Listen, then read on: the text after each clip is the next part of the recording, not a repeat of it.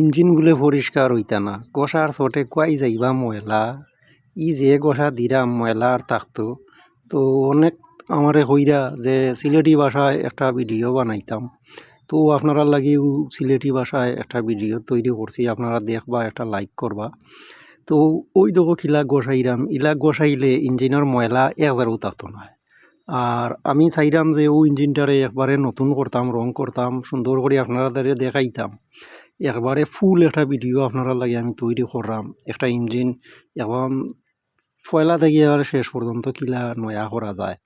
তো আমিও কিতা করছি, হুইল পাউডার লইয়া আর ওলা আমি তেনা লইয়া তো লইয়া এমন গোসা দিছি বুঝছনি। আর ইঞ্জিনের বডির ভিতরে যে দাঁড় আমার হাত কাটিয়েছি। আর এটা বেশি দাঁড় আছিল আর ও ইঞ্জিনের মোবিল অত গাড়ি হয়েছিল তা হইয়া লাভ নাই। তো এখন গোসাই উঠিয়া শেষ, আমি বডিটারে ক্লিন করে লিছি। ইনশাল্লাহ সকলে দোয়া করবা আমার লাগি।